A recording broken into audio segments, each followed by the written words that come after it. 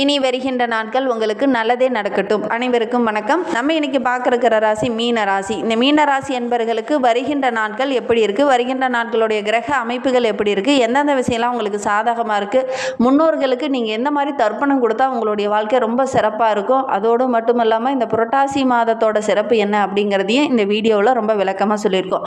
நிச்சயமாக இந்த வீடியோ உங்களுக்கு ரொம்பவும் பயனுள்ளதாக இருக்கும். அதனால் வீடியோவை கடைசி வரைக்கும் பாருங்கள்.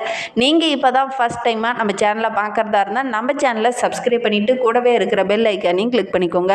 அப்போ தான் நாங்கள் போடுற ஒவ்வொரு வீடியோவுமே உங்களுக்கு நோட்டிஃபிகேஷனாக வரும். நீங்கள் மீனராசி அன்பராக இருந்தால் மறக்காமல் நம்மளுடைய சேனலுக்கு ஒரு லைக் கொடுத்துட்டு உங்களுடைய உறவுகள் வகையில் நண்பர்கள் வகையில் யாராவது மீனராசி அன்பர்கள் இருக்காங்க அப்படின்னா மறக்காமல் இந்த வீடியோவை அவங்களுக்கும் ஷேர் பண்ணிவிடுங்க. மீன ராசியில் நீங்கள் எந்த நட்சத்திரத்தில் பிறந்தீங்க, உங்களுடைய இஷ்ட தெய்வ பெயர் என்ன, உங்களுடைய குலதெய்வ பெயர் என்ன அப்படிங்கிறத மறக்காமல் எங்களுடைய கமெண்ட் பாக்ஸில் தெரிவிங்க. உங்களுக்கு ஜோதிட ரீதியாக ஏதாவது சந்தேகம் இருக்குது, ஜோதிடர்கிட்ட ஏதாவது ஆலோசனை வேணும், புதிதாக ஏதாவது ஒரு தொழிலோ ஒரு வியாபாரமோ தொடங்க போகிறீங்க அப்படின்னா ஜோதிடம் பார்க்கணும், உங்களுடைய சுய ஜாதகத்தை பார்க்கணும் அப்படின்னா டிஸ்கிரிப்ஷனில் ஜோதிடரோட வாட்ஸ்அப் நம்பர் கொடுக்கப்பட்டிருக்கு. அந்த நம்பருக்கு கால் பண்ணி முன்பதிவு செய்துக்கோங்க. உங்களுடைய சந்தேகங்களுக்கு நல்ல ஒரு தீர்வு கிடைக்கும். குருவோட ஆதிக்கத்தில் பிறந்த நம்மளுடைய மீனராசி அன்பர்களுக்கு வருகின்ற நாட்கள் எப்படி இருக்குது அப்படின்னு பார்க்கறதுக்கு முன்னாடி இவங்களுடைய இயல்பு எப்படி இருக்கும் அப்படிங்கிறத பார்க்கலாம். குறிப்பாக அந்த மீனராசியில் பூரட்டாதி 4ஆம் பாதத்தில் பிறந்தவங்களுக்கு ராசியிலேயே அதிர்ஷ்டசாலி நீங்கள் தான் அப்படின்னு சொல்லலாம். கல்யாணம் முடித்த கையோடு புது வீட்டுக்கு போகக்கூட ஒரு அமைப்புள்ள ஒரு ராசி அப்படின்னா 12 ராசியிலே இந்த மீன ராசி என்பவர்களை சொல்லலாம். மீன ராசியில் பூரட்டாதி நட்சத்திரக்காரர்களுக்கு இந்த வாய்ப்பு பெரும்பாலும் அமையும். ஊரே மெச்சுற மாதிரி கல்யாணம் பண்ணி புது வீட்டுக்கு போகக்கூடிய அமைப்புள்ள ஒரு ராசி. கல்யாணம் முடித்த கையோடு புது வீட்டுக்கு போகணும் அப்படின்னு நீங்கள் நினைப்பீங்க. ஒரு சிலருக்கு இது கட்டாயம் நிறைவேறக்கூடிய அமைப்பு இருக்குது அப்படின்னே சொல்லலாம். அதே மாதிரி மத்திய வயதெல்லாம் பார்த்திங்கன்னா ஒரு 2 வீட்டுக்கு சொந்தக்காரங்களை இந்த மீனராசி என்பவர்கள் ஆகக்கூடிய அமைப்புள்ள ஒரு ராசி. ஏன்னா குருவோட ஆதிக்கத்தில் பிறந்தவங்க 2 வீடு தள்ளியாவது உங்கள் வீட்டு பக்கத்தில் ஒரு குப்பை குளமோ அது ஒரு கடையோ இது மாதிரி இருக்கக்கூடிய ஒரு அமைப்பு இருக்குது அப்படின்னே சொல்லலாம். ஒரு பாலடைஞ்ச வீடுகள் இவங்க வீட்டுக்கு பக்கத்தில் ஒரு 2 வீடு தள்ளியாவது இருக்கும். அதே மாதிரி இவங்க சுற்றி ஏதாவது ஒரு பக்கத்துலேயோ அல்லது கொஞ்சம் இந்த மாதிரி குப்பை கிடங்குகளோ அல்லது ஏதாவது பாலடைஞ்ச பழைய வீடுகளோ இருக்கக்கூடிய ஒரு சூழ்நிலை இருக்குது. இதனாலே பெரும்பாலும் பார்த்திங்கன்னா இந்த மீனராசி என்பர்கள் ஒரு இயற்கையான இடத்துல நம்மளுடைய வீடு அமைந்தால் நல்லா இருக்கும் அப்படிங்கிற மாதிரி நினைக்கக்கூடியவங்க. நல்ல ஒரு அடர்ந்த காட்டில் நம்ம வீடு மட்டும் தனியாக இயற்கையோடு சூழ்ந்து இருக்கிற மாதிரி இருந்தால் நல்லாயிருக்கும் அப்படிங்கிற மாதிரி நினைப்பாங்க. ஒரு 39 வயதுக்கு பிறகு பார்த்திங்கன்னா எல்லா அமைப்பும் உங்களுக்கு கூடி வரும். ஒரு 51, 54, 55 வயசுக்கெல்லாம் 1க்கு 2 வீடு கட்டக்கூடிய அமைப்புள்ள ஒரு ராசி அப்படின்னா இந்த மீனராசி என்பர்களை சொல்லலாம். குரு தசை இவங்களுக்கு நடக்கும்போது கண்டிப்பாக உங்களுடைய வாழ்க்கையில் நல்ல ஒரு முன்னேற்றத்தை இவங்க எதிர்பார்க்கலாம். மன்னர் ராஜாக்கள் ஆகக்கூடிய ஒரு தியாகிகள் இவங்களுடைய தெருவோட பெயராக இருக்கும், அல்லது அவங்க தியாகிகள் பக்கத்து தெருவிலையாவது வாழ்ந்திருக்கக்கூடிய ஒரு அமைப்பு இந்த மீனராசி என்பர்களுக்கு பெரும்பாலும் அமையும். அதே மாதிரி இவங்களுக்கு பெரும்பாலும் இவங்க வீட்டு பக்கத்துலேயோ அல்லது எது போல இருக்கிற வீட்டுக்காரங்க ஒரு வக்கீலாவோ ஒரு லாயராகவோ ஒரு நீதிபதியாகவோ ஒரு ஆசிரியராகவோ இருக்கக்கூடிய அமைப்புள்ள ஒரு ராசி அப்படின்னா இந்த மீனராசி என்பவர்களை சொல்லலாம். சரி, இவங்களுக்கு வருகின்ற நாட்கள் எப்படி இருக்குது அப்படிங்கிறத தொடர்ந்து பார்க்கலாம் வாங்க.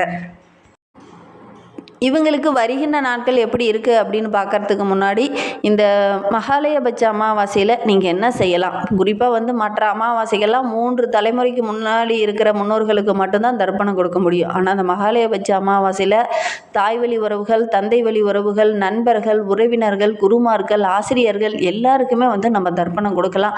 அவங்கள மனதார நினச்சிக்கிட்டு நம்ம தர்ப்பணம் கொடுக்கலாம். அதன் மூலிமா அவங்களுடைய ஆசி பரிபூரணமாக நமக்கு கிடைக்கும். இதை எல்லா நாளும் செய்யலாமா அப்படின்னு பார்த்தா மற்ற 12 அமாவாசைகளை விட இந்த புரட்டாசி அமாவாசையில் செஞ்சீங்க அப்படின்னா நல்ல ஒரு சாதகமான பலன் கிடைக்கும். 14 நாளுமே குறிப்பாக ஆவணி மாத பௌர்ணமிக்கு அப்புறம் வரக்கூடிய அந்த 14 நாட்களுமே முன்னோர்களுக்கு தர்ப்பணம் கொடுக்க ஏற்ற நாட்கள். அப்படி 14 நாளும் கொடுக்க முடியாதவங்க, ஏன்னா ஒவ்வொரு நாளைக்கும் ஒவ்வொரு பலன் கிடைக்கும். இந்த 14 நாளும் கொடுக்க முடியாதவங்க மகாலயபட்ச அமாவாசை அன்றைக்கு தர்ப்பணம் கொடுத்தீங்க அப்படின்னா முன்னோர்களுடைய ஆசி பரிபூரணமாக கிடைக்கும்.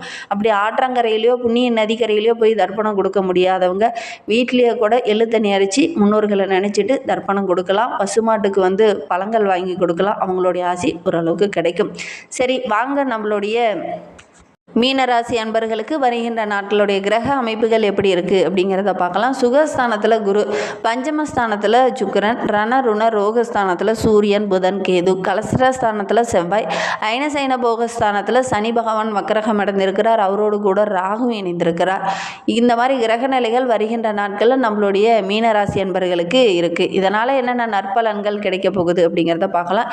எதுலேயுமே ஒரு சாதகமான நிலை இந்த காலகட்டத்தில் நம்மளுடைய மீனராசி அன்பர்களுக்கு கிடைக்கும் அப்படின்னே சொல்லலாம். எல்லா வகையிலையும் இந்த காலகட்டத்தில் உங்களுக்கு நன்மை கிடைக்கும்.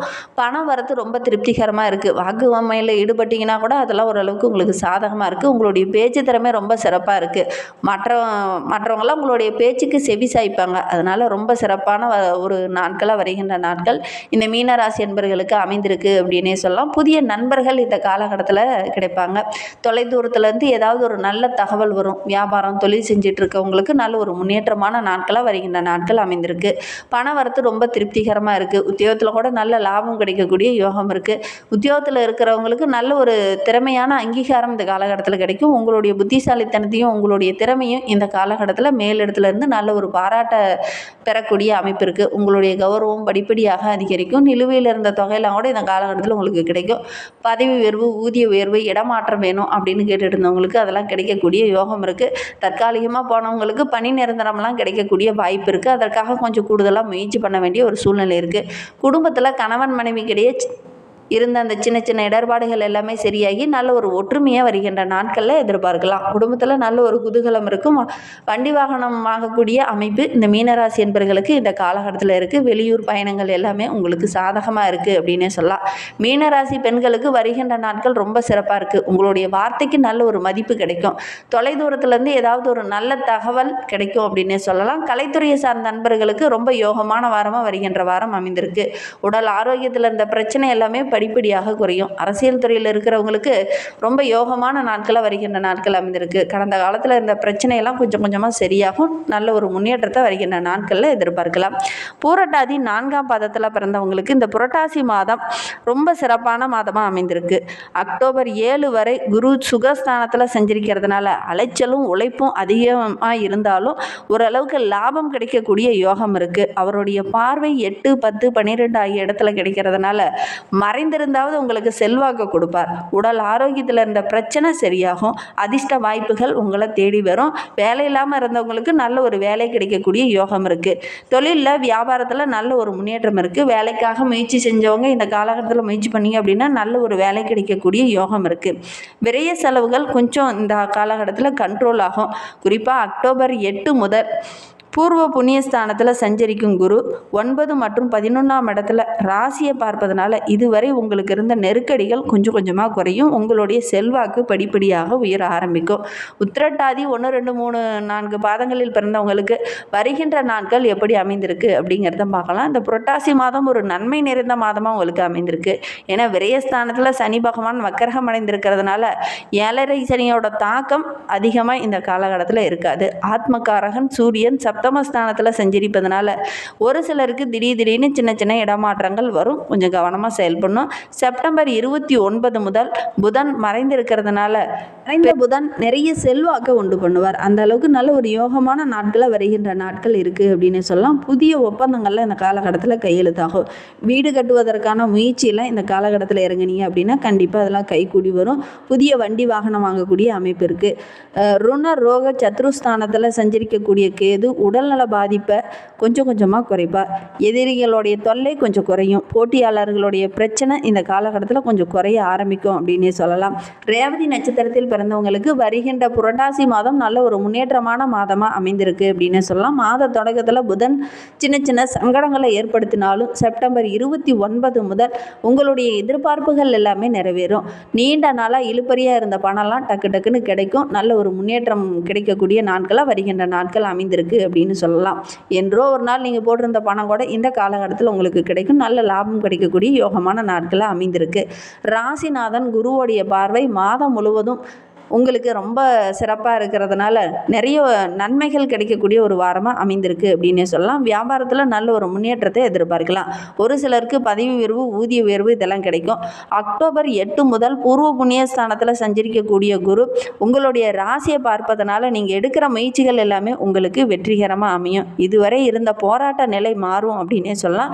வாழ்க்கையிலையும் நல்ல ஒரு முன்னேற்றத்தை எதிர்பார்க்கலாம். குழந்தை பாக்கியம் இல்லாதவங்களுக்கு நல்ல ஒரு குழந்தை பேர் கிடைக்கக்கூடிய யோகம் இருக்குது. திருமணமாகாதவங்களுக்கு நல்ல ஒரு திருமண வரன் அமையக்கூடிய யோகம் இருக்குது. இன்னுமே வாழ்க்கை ரொம்ப சிறப்பாக இருக்கணும் அப்படின்னு நினைக்கிறவங்க இந்த புரட்டாசி மாதத்தில் ஏழுமலையான வழிபட்டுட்டு வாங்க. நீங்கள் நினைத்த காரியம் எல்லாமே கைகூடி வரும். நம்பிக்கையோட இந்த ஒரு விஷயத்தை செய்து பாருங்கள். இந்த மாதிரி பயனுள்ள தகவலை நீங்கள் தொடர்ந்து கேட்கணும் அப்படின்னு நினச்சிங்கன்னா நம்ம சேனலை சப்ஸ்கிரைப் பண்ணிவிட்டு கூடவே இருக்கிற பெல் ஐக்கானையும் கிளிக் பண்ணிக்கோங்க. அப்போ தான் நாங்கள் போடுற ஒவ்வொரு வீடியோவுமே உங்களுக்கு நோட்டிஃபிகேஷனாக வரும். தேங்க்யூ.